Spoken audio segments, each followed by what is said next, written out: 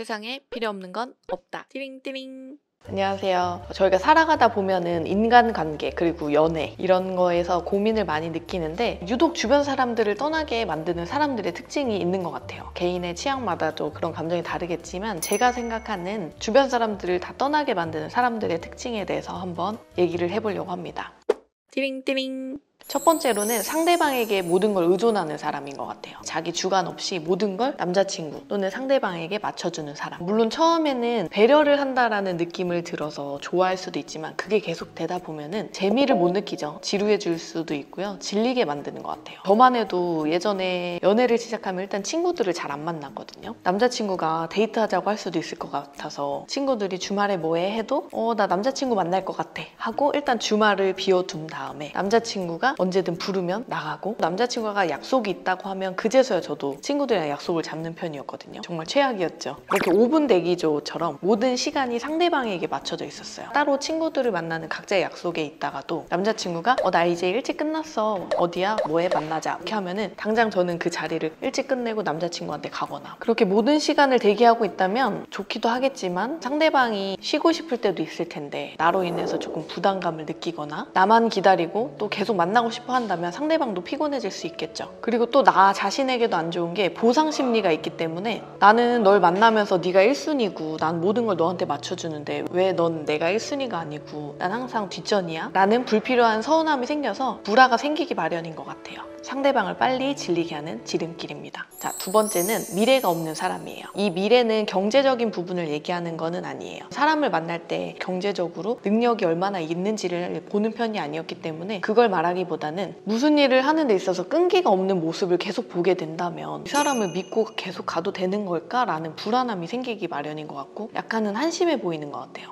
예를 들어서 새로운 직장을 갔는데 이런저런 핑계를 대면서 며칠 안 돼서 항상 일찍 그만두는 모습을 보면 좀 한심해 보이죠. 그런 사람이라면 나와의 관계에 있어서도 쉽게 포기할 수 있는 그런 사람이라고 생각하게 되는 것 같아요. 무슨 일을 하더라도 이 사람이 얼마나 잘하고 능력이 있고 그런 걸 중요시 여기는 분들도 있겠지만 그걸 중요시 여기지 않는 분들도 무슨 일을 하더라도 끈기 있게 하는 모습을 보면 이 사람과 내가 가는 길에 있어서 아무리 힘든 일이 찾아와도 이 사람과 함께라면 내가 끝까지 이겨내면서 잘 갈 수 있겠구나 라는 그런 믿음을 주게 되는 것 같아요. 세 번째는 자기 관리를 못하는 사람입니다. 물론 연애 초에는 눈곱도 이뻐 보이고 발에 때도 이뻐 보인다는 그런 말도 있잖아요. 근데 그런 콩깍지가 벗어나고 나면은 이제 그 사람의 실체가 보이기 마련이에요. 그래서 연애를 오래 하려면 그리고 사람과의 만나는 데 있어서는 자기 관리는 필수라고 생각을 합니다. 갑자기 이성 친구를 봤는데 코털이 삐져나와 있거나 몸에서 냄새가 난다거나 상상만 해도 너무 끔찍하지 않나요? 저도 몰랐는데 남자들이 이런 걸 되게 잘 캐치하더라고요. 저희 남편이 제가 뭘 바꿔도 잘 캐치를 못하는 둔감한 성격인데도 불구하고 제가 팔에 털이 진짜 많거든요. 저는 아무렇지 않은데 그 팔에 털만 봐도 경악을 하더라고요. 물론 제가 지금 말한 자기 관리는 외모적인 부분만을 말하는 게 아니라 요즘 제 남편의 지인분들만 만나도 바라는 이성상을 얘기를 하는 걸 보면 현재에 안주하지 않고 진취적이고 같이 성장할 수 있는 여자를 손꼽아서 얘기를 하더라고요. 이제는 보호 본능이 일어나고 내가 지켜줘야 될 것 같은 그런 사람이 아니라 나를 리드해주거나 미래를 그려가는 데 있어서 같이 함께 성장해 갈 수 있는 본받을 수 있는 그런 여성상을 바라는 걸 보면 나도 외모적인 부분뿐만 아니라 내 능력치를 키울 수 있는 그런 자기 관리를 하는 사람이 좋을 것 같아요. 네 번째는 만나기만 하면 같이 우울해지는 사람. 나는 기분 좋게 만났는데 만나자마자 짜증나를 입에 달고 살거나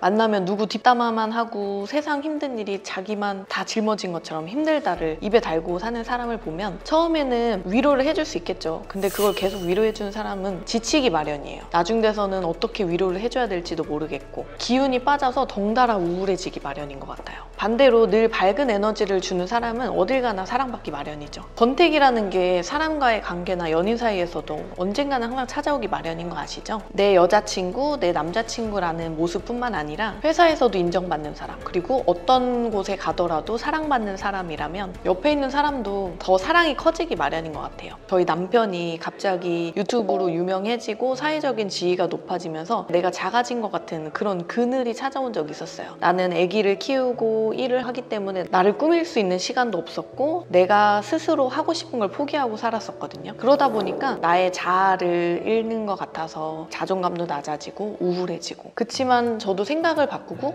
이 사람이 부러우면 나도 그 세계에 들어가면 되겠구나 하면서 저도 유튜브를 시작하고 또 유튜브를 계기로 인해서 많은 분들이 사랑을 해주시다 보니까 더 힘이 나서 도전하기에 늦은 나이는 없다라는 생각을 깨우치게 되면서 하고 싶었던 것들을 하고 또 내 시간을 쪼개서 나를 꾸미기도 하면서 밝은 에너지가 생겼나 봐요. 그런 모습을 보면서 남편이 되게 좋아하는 것 같고요. 저만 해도 24시간이란 시간 동안 아내였다가 애기 엄마였다가 회사의 총괄실장이었다가 뭐 유튜버였다가 이렇게 여러 가지 모습을 통해서 사회적인 지위를 얻고 또 그 안에서 성취감을 얻으면서 밝은 에너지를 주다 보니까 남편이 인스타에 이렇게 올린 적이 있어요. 너무 멋지고 이렇게 열심히 하면서 자존감이 높아지고 자신감 넘치는 모습을 보면서 더 사랑이 돈독해지는 것 같다. 그런 것 좀 직접 좀 얘기해주지. 늘 무언가를 위해서 노력하고 배우고 도전하는 모습을 통해서 나 자신이 자존감이 높아지면서 밝아지고 그런 모습이 전달되다 보면은 사랑이 돈독해지고 우울해지는 사람보다는 아무래도 자기를 열심히 하면서 자신감 넘치는 사람들을 좋아하기 마련이라고 생각을 합니다. 그리고 마지막 5번째, 집착하는 사람이에요. 소유욕은 누구나 있겠지만 이게 심해지면 집착으로 되는 것 같아요. 근데 집착하는 사람은 본인이 하는 게 집착이라고 생각을 하지 않는다는 게 가장 큰 문제점이긴 하죠. 사람은 소유물이 아닌데 내 것처럼 착각하는 경우들이 많은 것 같아요. 집착도 여러 가지가 있을 수 있는데 연락에 있어서 집착을 좀 많이 느끼실 거예요. 저도 좀 집착이 심한 편이었거든요. 나랑 같이 있지 않는 시간에